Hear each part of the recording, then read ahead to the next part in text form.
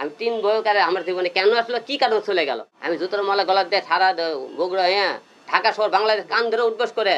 বিয়ে হওয়ার পরে তার কিছুদিন পরে রিয়ামণি সাথে মনে করেন দেখে সংসার ক্যাসাল গন্ড হলে সে একটা ছেলের সাথে নাচ গান করে, ড্যান্সের ভিডিও বানাই বেনালে। আমি তাকে মনে করি শোনা এসব তোমার সাথে কথা হয়নি। উনি বলছে আপনি এটা তো আমার কাজ, আসলে কোনোদিন বলতে পারবেন না সে আসলে কাজ লেগে কথা আমি বাদে দ্বিতীয় কোনো কাজ করে আমার বাবার সাথে কেন কাজ করবে, সে তো আমার সাথে কাজ করে হুঁশ পায় না। তারপরে নুসরাত করলো রিয়া করলো কি কথা ঠিক আছে ভুলে গেছে, আচ্ছা ভুল মাফ করে দিলাম। তারপর হট করে একদিন আরেকদিন করলো কি যে আমি ওই থেকে কাওলা থাকতেছিল, আমি থাকতেছিলাম মহানগরে। তো হঠাৎ করে আমি বাড়ি দেওয়া বন্ধ করে দিলাম। তো এর মধ্যে হঠাৎ করে রাত্রে একদিন হুট করে করছে আমার ঘুম ধরছে, পুনি হঠাৎ ফোন ধরে না, ফোন ধরে না কে, তো করছে আমার ঘুম ধরছে এত সকালে আমি ঘুমাবো। তো তাই করে কেমন কেন এত সকালে তো ঘুমানোর সন্দেহ হলো। তারপরে বাসায় গেলাম, বাসায় দেখি রিয়া বাসায় নাই। তারপরে দেখি ঢাকা এজেন্সি দেখি ভালো দেয় ওই 3-4টে লোকলে মদের টেবিলে বসে থাকে, বসে আছে মদ খাইতেছে আর ডান্স রেডি হয়ে আছে। তারপর ঢাকা এজেন্সির ওর মধ্যে দায় মুখে পটাশ পটাশ করে 3-4টে থাপ্পড় মারছে।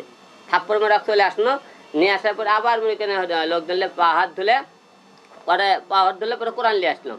আমি কোরআন সত্যি কথা জীবনে আর কোনোদিন কোনো বাড়ি দেবি না, মদ খাবি না, কোনোদিন গান করবি না, কথা ঠিক আছে। পরে কোরআন সত্যি বললো, তার কি মাফ করে দিলাম। মাফ করে দেওয়ার পরে কিছুদিন পরে আবার দেখলেন আমার বাবা দিয়ে হসপিটালে মনে করে পড়ে থাকলো, অসুস্থ হয়ে গেল।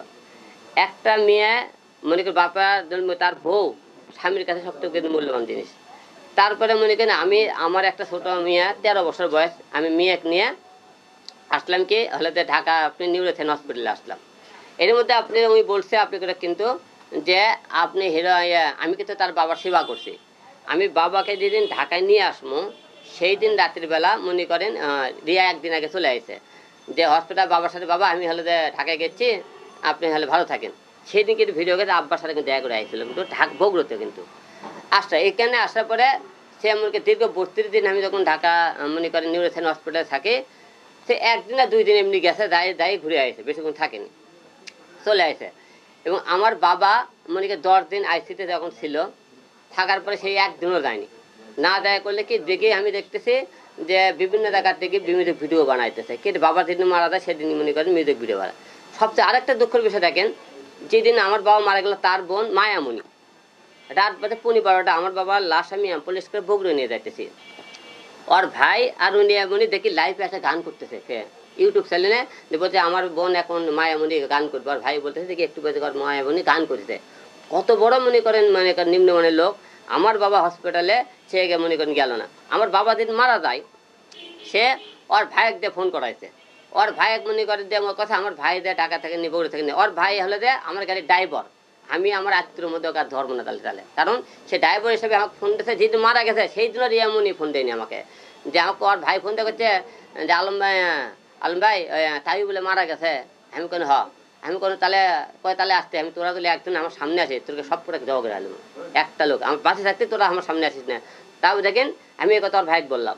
তো তারপরে রিয়ামণিকে না ফোন দিল না, রিয়ামণির বোন আমাকে ফোন দিল না।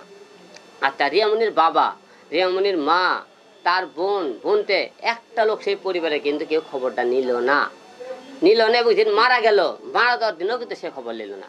তাহলে আপনারা অনেকেই বলেন যে ছেলেদের চরিত্র খারাপ, আমার চরিত্র খারাপ।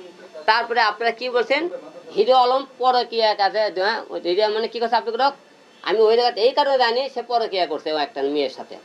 আমার কথা আমি পরকীয়া কি বলতে আপনারা কি বলতে আমি জানি না।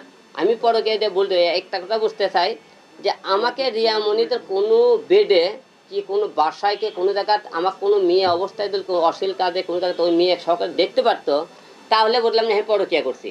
আমার বাবা যদি মনে করেন রক্ত লাগবে, আমি ফেসবুকে স্ট্যাটাসে অনেক কটা মেয়ে ছেলে আসে আমার বাবা রক্ত দিয়ে গেলো, সেই মেয়েরা কি সবাই আমার গার্লফ্রেন্ড ছিল যে যারা রক্ত দিয়ে গেলো। তো ওই জায়গায় যখন 1 মাস 32 দিন যখন রিয়াক্ট পালাম না আমি তখন চিন্তা ভাবলাম কোনো আমার মেয়ে কোনো কাকে নিয়ে যাচ্ছে। আমার মেয়ে যে মেয়ের কথা সে বলতেছে পরকীয়ার কথা বলে সেই মেয়ে আমার মেয়ে বান্ধবী হয়, তার সাথে সম্পর্কে করে তার কোনো তাহলে অকবল আসতে বলো। তা আমার মেয়ে আর উনি ওই জায়গায় থাকলো।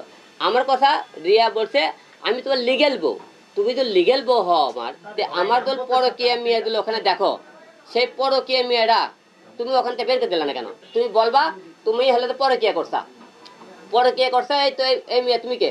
তুমি আমার স্বামীর কাছে কেন? তুমি লিগেল বউ হলে পরকীয়া বউ তোমরা এখানে রাখলা কেন? তুমি ওখান থেকে বের করে দেবা, তোর জোরটা বেশি। সে কিন্তু ওখান থেকে জোর করে বের করে দেয়নি। একটা মেয়ে তখন একটা লোকের কাছ থেকে জীবনটা চলে যাবে, তখন কিন্তু যে কোনো একটা দোষ বার করতে পারে ছেলেকে, একটাই তো তার চরিত্র খারাপ, তাকে মনে করেন হলে মনে করেন নষ্টমী করে, এই সময় পরে কে করে, এছাড়া কিন্তু দ্বিতীয় কোনো বলতে পারে না। আমি আজকে আপনার সামনে একটা কথা বলতে চাই, এইরকম মেয়ের সাথে আমি কার সাথে সংসার করবো? তার ফ্যামিলির একটা লোক কিন্তু খবর নেই না, যে মেয়েকে আমি সংসার করবো তার ফ্যামিলি দেখে আমি বিয়ে করে দিই, সেই মেয়ে দেখে ধরে বিয়ে করি, সেই মেয়েই তো কিছু হলে মানে অন্য পরপুরুষরা কাজ করে। তাহলে আপনারা বলেন এইরকম মেয়ের সাথে আমি আমার জীবন থেকে 3টে মেয়ে গেল, আমি যে কথাগুলো বলছি এই কথাগুলোর একটা তো মিথ্যা হয়, আপনার বগুড়া যাবেন, এই প্রতিটা মেয়ে এক মনে করেন তাকে ধরবেন, বলবেন আর কি মুসলমান থাকে তার কোরআন শরীফে হাত দেখবো, আলম যে কথাগুলো করছে অভিযোগগুলো মিথ্যা ইদুল হয়, আমি জুতোর মালা গলার দিয়ে সারা বগুড়া ঢাকা শহর বাংলাদেশ কান ধরে উদ্বোস করে আমি বাংলাদেশে আমি একবার ইয়ে দিয়ে দাম, আমি বাংলাদেশ আর ঢুকবো না। আমার এই কথাগুলো তো একটা মিথ্যা হয়ে থাকে। আমি 3 বছর আমার জীবনে কেন আসলো, কি কারণ চলে গেল, এই কথা আমি আপনাকে বললাম। আর আমরা আজকে যেহেতু আজকে কথাবার্তা বলতেছি, আমি আজকে ঢাকায় এসেছি যে এমনই কাগজ আজকে বিকেলের মধ্যে পাঠাতে পারে, কালকে পেয়ে যেতে পারে।